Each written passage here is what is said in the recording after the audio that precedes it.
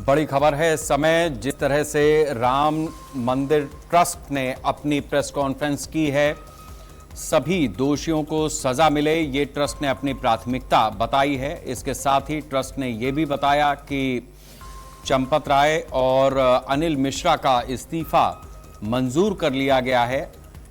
ये भी जानकारी ट्रस्ट की तरफ से दी गई कि जो ट्रस्ट के क्लॉज बने हुए हैं, नियमावली बनी हुई है, उसके मुताबिक अगर कोई व्यक्ति इस्तीफा देता है तो इसका इस्तीफा स्वतः मंजूर ही हो जाता है, उसमें किसी के मंजूरी की आवश्यकता नहीं होती है। इसके साथ साथ ट्रस्ट की तरफ से यह भी जानकारी दी गई है कि एक पैनल बनाया जाएगा जो सीईओ का निर्धारण वहां पर किस तरीके से किया जाए, इसके लिए इंटरव्यू लेगा और 3 नामों का सुझाव ट्रस्ट के सामने रखा जाएगा।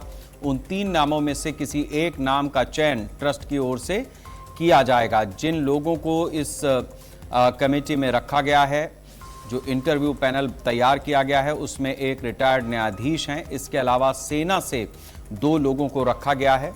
चंदा चोरी को लेकर के ट्रस्ट की ओर से गंभीर इसे मामला बताया गया है और साथ साथ ये भी कहा गया है कि जिस तरीके से ट्रस्ट के ऊपर जिस तरीके की स्थितियां यहां पर बनी, उसमें कुछ तो लापरवाही है और कुछ लोगों ने जिस तरीके से राम के साथ में घात किया है, ट्रस्ट के विश्वास को तोड़ा है, उसका परिणाम उन्हें भुगतना पड़ेगा।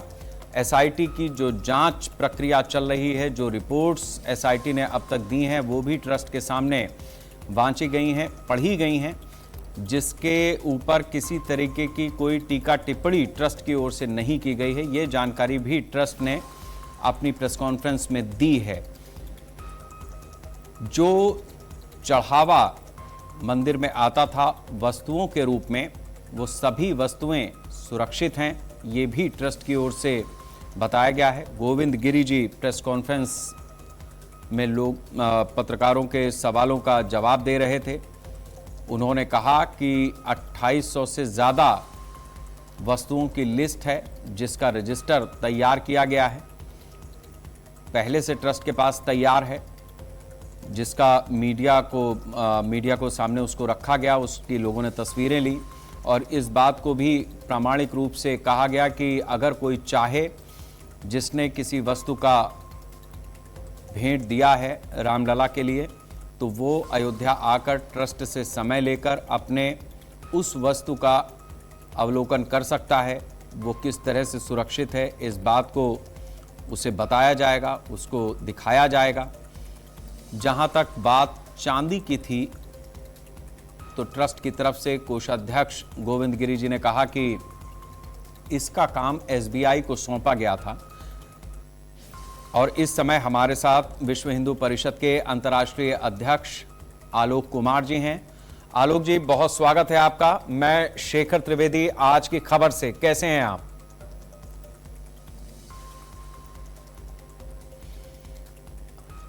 आलोक जी का माइक अनम्यूट कर दीजिए क्योंकि आवाज हम तक पहुंच नहीं रही है।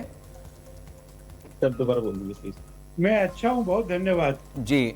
आलोक जी, आज जो ट्रस्ट की महत्वपूर्ण बैठक हुई है, उस बैठक के बाद विश्व हिंदू परिषद के अंतर्राष्ट्रीय अध्यक्ष के रूप में आप क्या महसूस कर रहे हैं कि जो लोगों का भरोसा था ट्रस्ट के ऊपर, उसका कहां तक उसकी बहाली हुई होगी? क्योंकि राम तो आस्था के केंद्र हैं भारतवर्ष में, लेकिन जो ट्रस्ट उनकी देखरेख, उनके मंदिर की देखरेख के लिए तैयार किया गया, उस पर एक अविश्वास की छाया है।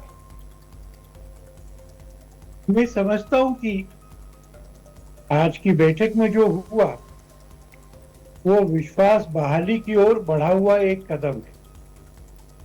बहाली तो तब होगी जब जांच पूरी हो, दोषी पकड़े जाएंगे, अदालत सजा देगी, वो जेल जाएगी।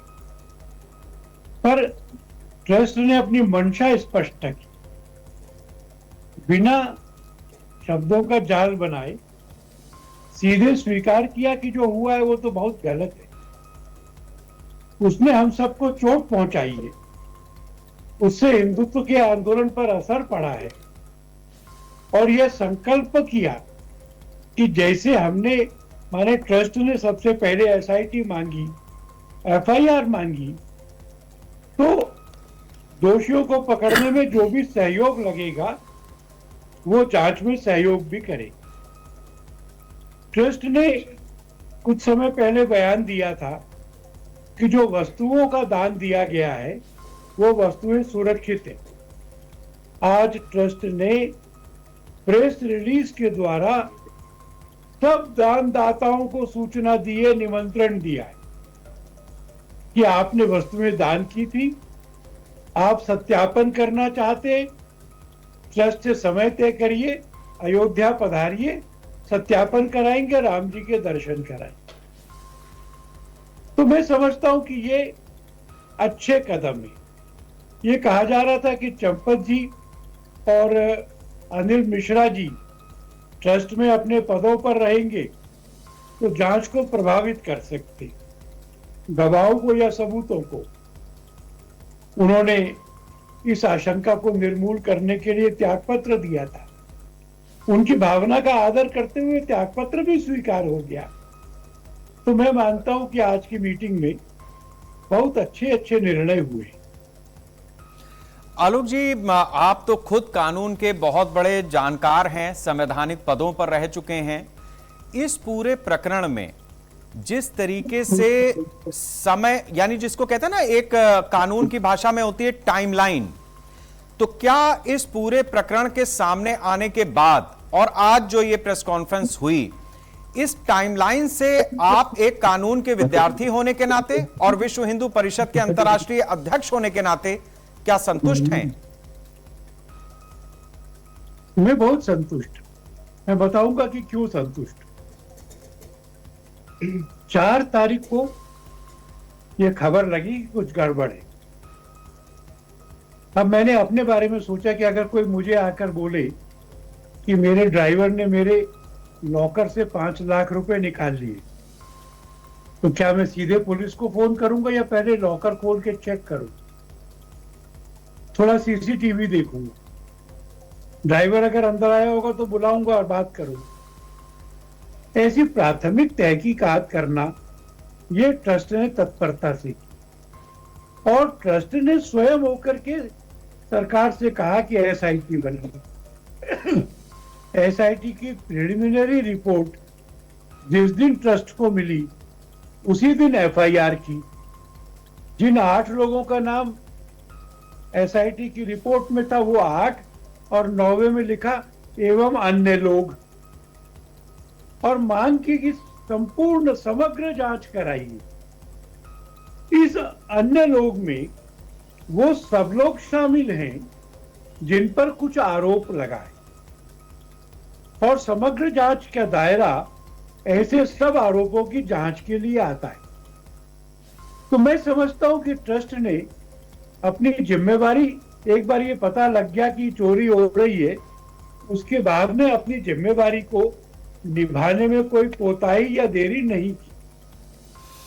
बिल्कुल आलोक जी, जो बात आपने कही कि ड्राइवर वाली बात की तहकीकात किस तरीके से होगी, उसमें चंपत राय जी खुद पुलिस को लेकर के और कई जो आरोपी पकड़े गए हैं उनके घर गए, उसमें कई कैश बरामद हुआ। फिर बाद में एक दिन उनका इस्तीफा भी उन्होंने लिखा, आज उसका मंजूर किया गया, उसके ऊपर मुहर लगी।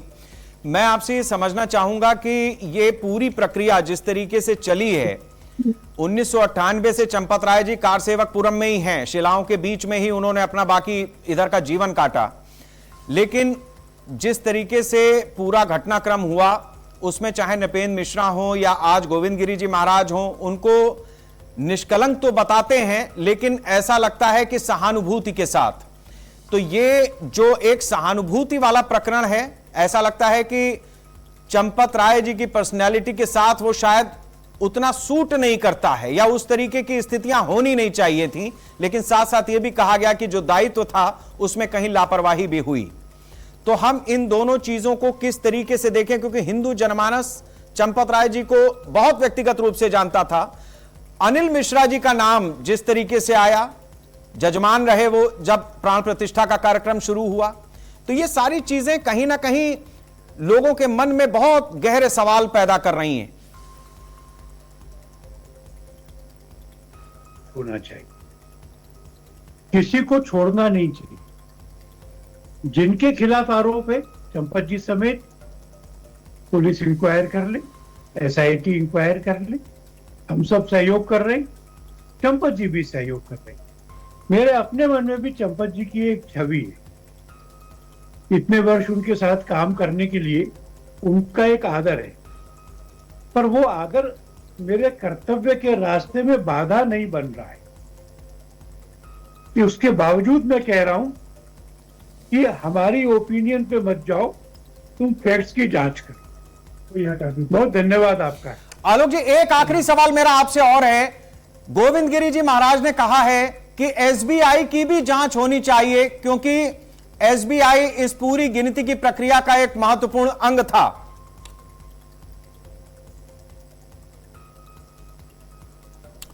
चलिए, शायद आलोक जी ने, उनके पास हमें लगता है कि मीडिया के कई साथी मौजूद हैं और वो थोड़ा थोड़ा समय सबके साथ में साझा करना चाहते हैं। जिस तरीके से उन्होंने अपनी बात रखी है उसमें अंतर्राष्ट्रीय अध्यक्ष विश्व हिंदू परिषद के आलोक कुमार जी का कहना है कि चाहे चंपत राय हों, चाहे अनिल मिश्रा हो या अन्य लोग हों, अगर किसी पर दोष साबित होता है, अगर कोई आरोपी है तो उसकी जांच होनी चाहिए, अगर उस पर दोष साबित होता है तो उसे सजा होनी चाहिए।